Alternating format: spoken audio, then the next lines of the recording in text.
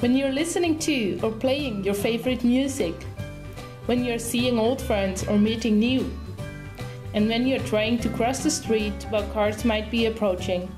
Hearing played such an important role in everyday life that it might be hard to imagine how we would deal without it. However, more than 14 million persons of the current world population were born deaf or hard of hearing. This number increases to 47% of the population older than 75 years of age as a result of trauma and disease to the ear, therewith influencing their quality of life. Fortunately, a cochlear implant can provide a solution to the hearing problems of some of them. A cochlear implant is a neural device that partially restores hearing by electrical stimulation of the inner ear.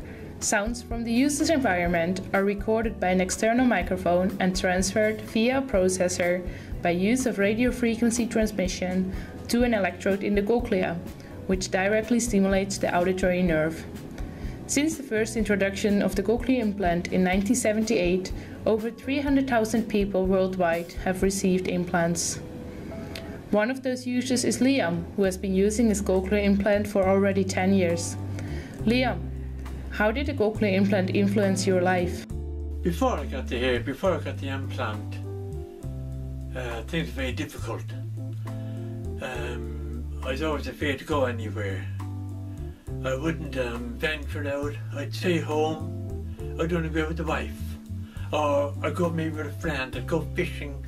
And if I went fishing, I'd go fishing on my own down to the beach. After another 5 years, they did the operation. And after it's tuned in and everything else,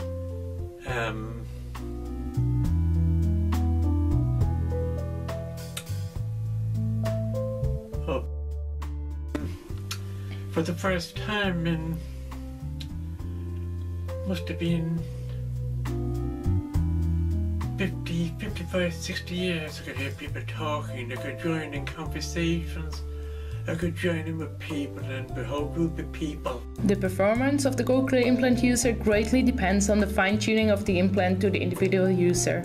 Nowadays, this is achieved by asking the user to click a button to indicate whether he or she is able to differentiate a sound.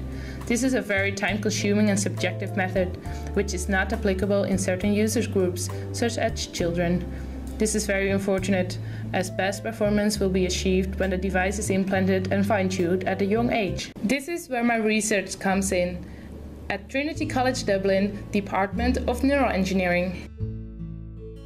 My name is Anne, and the aim of my study is to find an objective measure of temporal sound discrimination in cochlear implant users. This objective measure might then be included in the clinical applications for fitting the cochlear implant to the individual user. During my experiments, cochlear implant users listen to a train of stimuli while they watch a silent movie. At the same time, the electrical activity of the brain is recorded by use of high sampling rate single-channel EEG. We hypothesized that a different brain response can be observed when the subject is able to discriminate a deviant sound. If the subject is not able to discriminate a deviant sound, the brain response to every stimulus will look the same. In this manner, the brain response can be used as an objective measure of discrimination abilities.